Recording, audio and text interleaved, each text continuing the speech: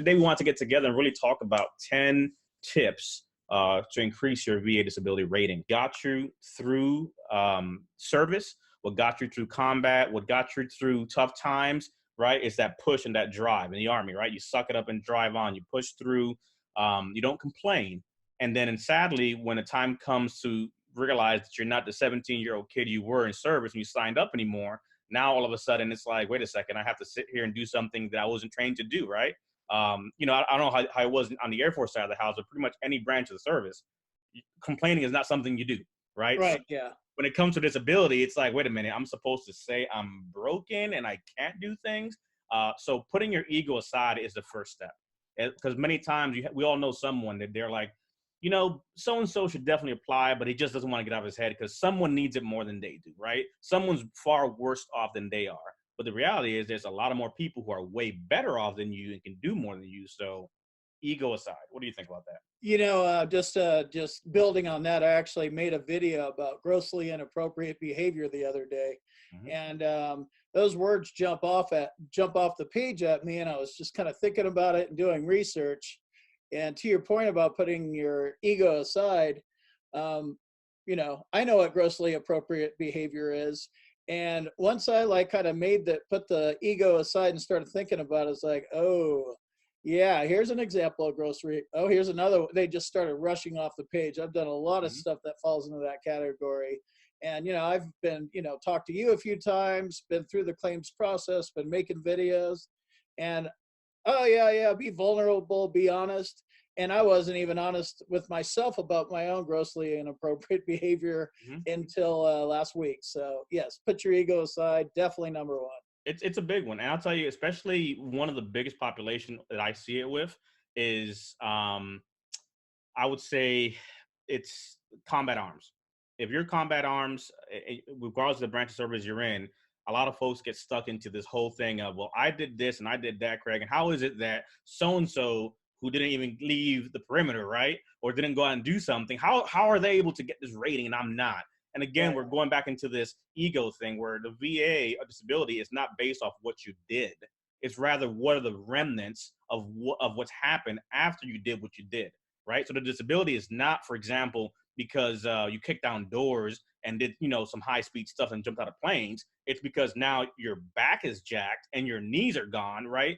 Those are the things that you have to look at. So it's not so much what somebody else has, because like anything else, when it comes to medicine, right? Everyone is different.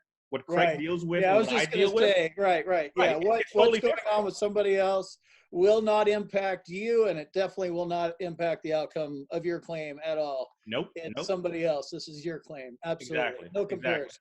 Which leads to number 2, which is get to the doctor, right?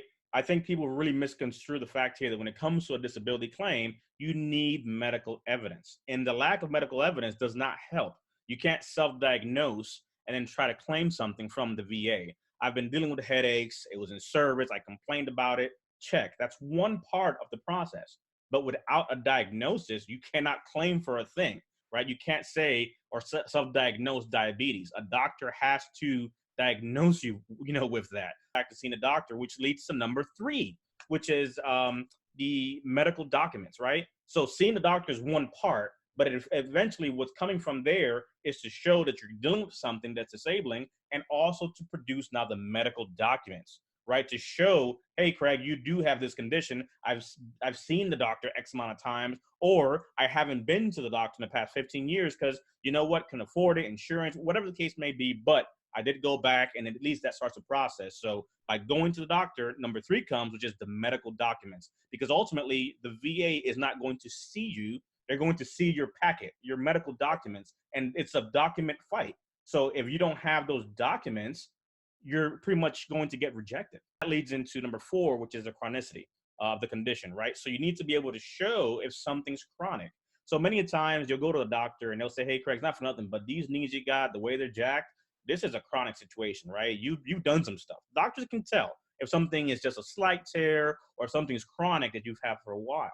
And the reason I bring that up as number 4 is because that starts to then play into your argument. Many doctors, when they hear disability, it's like, nope, don't want to deal with it, right? Because of Social Security. But when it comes to the VA, what they're trying to say essentially is, what we need is documentation to support your argument. right? So let's say, for example, you jumped out of planes, your back is jacked, your knees are jacked, you have 100 jumps, and you have an orthopedic, surgeon who's looking at your knees saying you have no cartilage, you have all this arthritis, you have all these conditions, and it's chronic. They're not going to write that it was due to military, right? They'll say, hey, look, I can't, objectively say that, right? Because you got out 10, 15 years ago.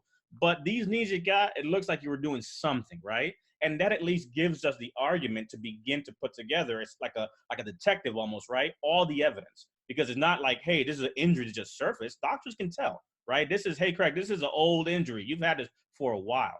If that's on paper, that added with statements, medical documents, nexus, begin to put a story together, right? So the Right. chronicity of the condition is key as well, which comes from seeing the doctor, getting the records, and then having that language in there. Don't ask to say, hey, doc, put this information in here saying the military did it. They're not going to do that, right? But they can talk about how chronic the situation is, and that's at least one key element of the argument.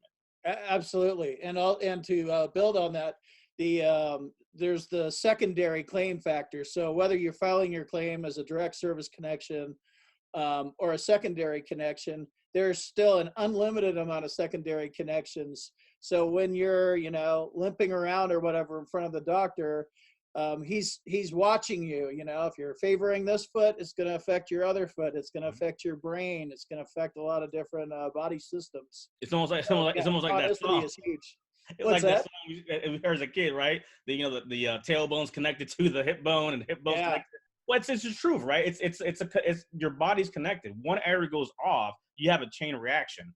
But before we get to that part there, so 5, knowing your current medical condition and being able to speak to the social and occupational impairment.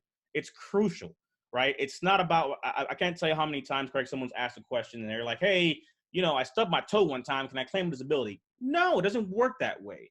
Disability by nature means how is it impairing you? If you cannot speak to the social and occupational impairment, it's not going to rise to the level of a disability. The military is not going to pay because you fell off the back of a truck. It doesn't. they're That's not not even what going to happens. service connected for that matter if you're talking about rising to. Well, Yeah, exactly. And so ultimately being able to show how socially that affects you, right? Let's say, for example, your inability to, again, I'll use a migraine situation or the knees, right? Your inability to go and play with the kids, the inability to help around the house, to go places and do things because you're dealing with this chronic condition that limits you socially, right?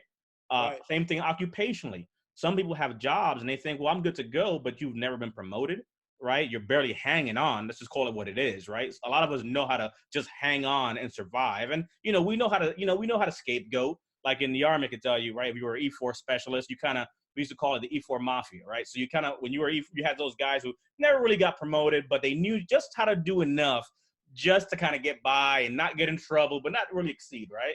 And to a Right. degree, we all know how to do that, right? You know how to do enough just to keep the job and not get fired. And now, unintentionally, because of what you're dealing with, you're kind of doing it subconsciously, right? Because when you look at your peers, me and Craig started the job 15 years ago. Craig is a daggone supervisor. He's got promotions, he's got bonuses, and I'm still here on the line doing the same job from day one. What's going on here, right? Obviously, there's certain things I can't do, whether or not I want to admit it or not, that it's limiting me, whether it be physical or psychological, right? So being able to tell your story as to how you're affected occupationally and socially, it's key, right? Because it's not so much, oh, my shoulder hurts, it's I am unable to raise my shoulder, which also then impedes me from helping my wife, let's say, get the groceries, moving sofas around the house, picking up my nephew who's a year old, all these different things, right? At work, I can't do certain things, for example, or apply for certain positions or take certain tours because I know that's going to be something I can't physically do or psychologically do. Those are key elements that you need to be able to know to, one, say it and write it. 6 really goes into the diagnosis, right? So kind of segueing off the medical documents and going to the doctor is you need to have a diagnosis. You can't, for example, claim for diabetes if you are not diagnosed with diabetes, right? You might have anger issues, and I can tell Craig all day, it's not for nothing, brother, but you got definitely some PTSD. Right. Until a psychologist says you have that, it's not confirmed, right? You can't go off of putting a claim together based off what you think you have or others say about you. You need that diagnosis statements, being able to tell your story, right? So we've got the documents, right? We've been to the doctor. We know what we have. We're diagnosed. We know our truth. Now it's time for you to tell your story. If you are unable to tell your story on paper, the reality is no one is going to tell your story for you but you. No one knows what you deal with but you. It's great to have buddy statements.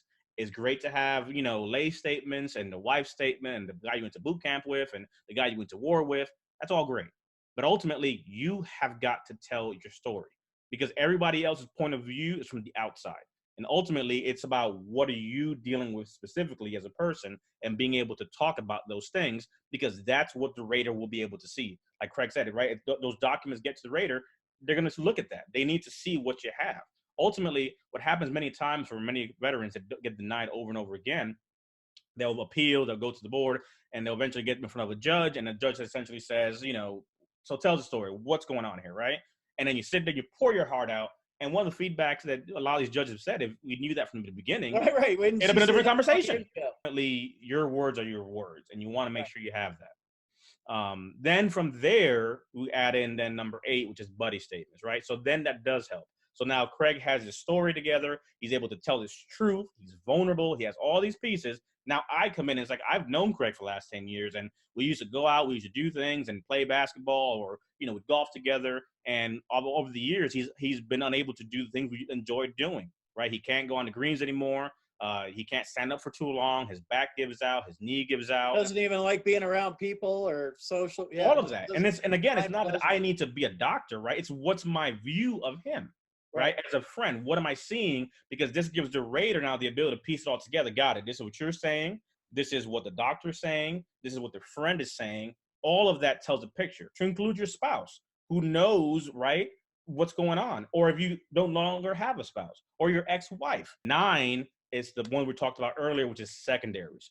So we've established, hey, you have this back condition, but like the song goes, right, this bone's connected to that bone. There are instances where, you may have a rated disability for your right knee, which in turn has made your left knee worse, right? You overcompensate for that. Now your left knee is worse than your right was. Now you have a diagnosis in the left knee, and you're able to then be able to make an argument for that, right? So secondaries are one of the biggest things people neglect and forget because you can have a secondary off of primary and you can have a secondary off of secondary. But for that, you need to be able to make an argument, a nexus of how to connect that, which leads into number 10. You need to get help, right? It's in an ideal world, your doctor would be able to write and say, you know what?